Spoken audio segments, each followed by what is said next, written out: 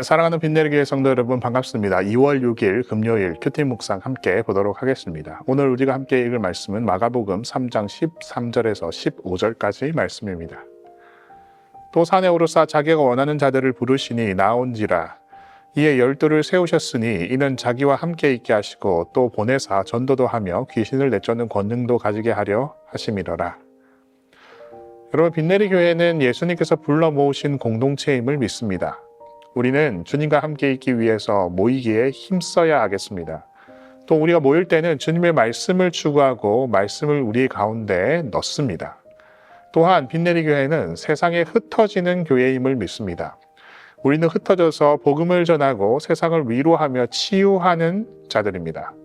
따라서 우리는 교회로 모이는 교회이자 동시에 흩어지는 교회임을 믿습니다. 우리는 오늘 본문을 통해서 우리의 교회됨이 어떤 것인지 깊이 한번 생각해보고 또 우리 가운데 그것을 또 다짐해보고 결단해보는 시간을 갖도록 하겠습니다. 여러분, 그렇다면 교회가 무엇일까요? 자, 오늘 본문을 한번 보시면요, 예수님은 산에 오르셨습니다. 13절 보시죠. 또 산에 오르사 자기가 원하는 자들을 부르시니 나온지라. 14절 상반절도 보시죠. 이에 12를 세우셨으니. 자, 예수님께서 산에 오르시고 하신 행동이 무엇입니까? 자신이 원하는 사람들을 부르셨습니다. 그러니까 그 사람들이 나와왔습니다. 그 사람들이 12이며 자신의 제자로 또는 사도로 세우셨습니다. 자, 산에서 12명의 제자를 세우시는 장면은 마치 구약에서 모세가 시내 산에서 12지파를 따라서 기둥을 세우는 장면을 떠올리게 합니다. 따라서 우리는 예수님께서 지금 산에서 하시는 행동을 통해서 예수님이 마치 새로운 모세와 같다라는 강력한 인상을 받게 됩니다. 새로운 모세로서 예수님이 세우신 이 12명의 제자들은 교회를 상징합니다. 예수님이 13절에 예수님이 자기가 원하는 자들을, 자기가 택하신 자들을 부르시니 나아왔다라고 하시는 말씀에 주목해 보시기 바랍니다. 여러분, 교회를 뜻하는 헬라어 단어는 에클레시아인데요. 이 에클레시아라는 단어는요, 무엇 밖으로라고 의미하는 전치사 에크와 부르다라는 의미인 동사 칼레오가 합쳐진 단어입니다. 즉, 에클레시아, 즉 교회는 예수님이 부르셔서 세상 밖으로 나온 공동체를 의미합니다. 따라서 12제자를 부르시는 이 장면은 과거 12지파를 부르시는 장면과 상징적으로 일치되면서 동시에 미래의 교회를 세상 밖으로 불러 모으시는 장면과도 연결되는 것입니다. 그들은 모두 예수님이 원하시는 자들이며 택하신 자들입니다. 더 나아가 요한계시록을 우리가 살펴보면요, 완성된 교회가 12지파로 표현된다는 것을 계시록 7장에서 우리가 확인할 수 있습니다. 따라서 새로운 모세이신 예수님은 산에서 12명의 제자들을 불러 모으시는 장면, 이것을 통해서 교회를 불러 모으시는 장면을 상징적으로 나타내고 있다고 하겠습니다. 자, 그렇다면 교회가 무엇입니까? 주님이 구원으로 부르시는 자들입니다. 따라서 우리 빛내리 교회 모든 사람들 역시 주님이 부르시니 나온 사람들임을 믿습니다. 자, 그러면 우리가 모였습니다. 주님이 불렀습니다. 우리가 그래서 빛내리 교회를 만들었습니다. 형성했습니다. 그렇다면 이 교회의 목적은 무엇일까요? 주님과 함께 이 교회의 목적이라는 것은 우리가 이것입니다. 두 가지로 표현할 수 있겠는데요. 주님과 함께 있는 것과 또한 전도와 치유를 위해서 세상에 보내는 것, 그 두 가지로 이해할 수 있겠습니다.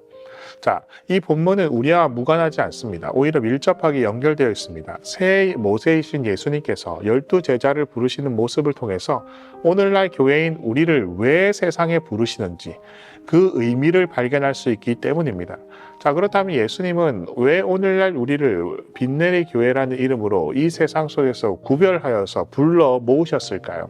14절 하반절부터 15절까지 오시면 이에 자기와 함께 있게 하시고 함께 있게 하기 위해 또 보내기 위해 또 전도도 하며 귀신을 내쫓는 권능도 가지게 하려 하심이러라. 자, 예수님께서 우리를 교회로 부르신 목적은 두 가지인데요. 있게 하기 위해 그리고 보내기 위해입니다. 자, 먼저 첫 번째 교회를 부르신 목적은 있기 위함입니다. 근데 그냥 존재하는 것이 아닙니다. 예수님과 함께 있기 위해서 우리를 교회로 부르셨습니다. 우리는 주님과 함께 존재해야 합니다. 제자들을 생각해 보시기 바랍니다. 주님과 함께 먹고 주님과 함께 자고 주님과 함께 걸었습니다. 언제나 주님과 함께 있었습니다. 오늘날 우리가 교회로서 주님과 함께 있는다는 것은 말씀 가운데 사는 것을 의미합니다. 주님의 말씀을 날마다 먹고 깊이 묵상하며 그 말씀으로 만족하며 걷는 것을 의미합니다. 교회는 주님의 말씀 가운데 있기 위해서 존재합니다. 교회인 여러분 역시 세상 속에서 세상에 속해서 세상과 함께 사는 사람들이 아닙니다. 주님의 말씀 속에 있는 사람임을 믿으시기를 바랍니다. 자, 두 번째로 교회를 부르신 목적은 보내기 위함입니다. 흩어지기 위함입니다. 주님은 교회를 자기와 함께 있게만 하지 않으셨습니다. 세상 가운데 보내셨습니다. 무엇을 하라고 보내셨을까요? 본문은 보내신 목적이 두 가지가 있다고 말합니다. 첫 번째는 전도하기 위해입니다. 둘째는 귀신을 내쫓는 권능을 가지게 하기 위함입니다. 이는 다시 말해서 치유라고도 할 수 있겠습니다. 자, 요약하면 주님이 교회를 세상에 보내신 이유는 세상에 복음을 전하는 것과 세상의 영혼들을 치유하는 것을 위해서 교회를 보내셨다고 하겠습니다. 자, 정리해 보겠습니다. 본문은 예수님께서 12제자를 부르시는 장면입니다. 이 장면은 우리를 통해 이 장면을 통해서 우리는 예수님이 새로운 모세로서 선지자로서 역할을 감당하고 계심을 발견합니다. 새 모세이신 예수님은 12제자를 부르십니다. 이는 교회를 부르시는 장면을 상징하고 있습니다. 이 목적은 두 가지라고 하였습니다. 첫 번째는 주님과 함께 있기 위함이며 둘째는 세상을 전도하고 복음으로 전도하고 세상을 치유하기 위해서 보내셨다고 하였습니다. 따라서 우리는 모이는 교회이며 동시에 흩어지는 교회임을 믿습니다. 이 빈내교회 성도 여러분, 오늘 모였다면 다시 흩어져 세상에 복음을 전하고 세상을 위로하고 치유하시기를 축복합니다. 성령 하나님께서 우리가 빈내리 교회로서 모이고 흩어지는 일에 능력과 지혜를 주시도록 함께 기도하겠습니다.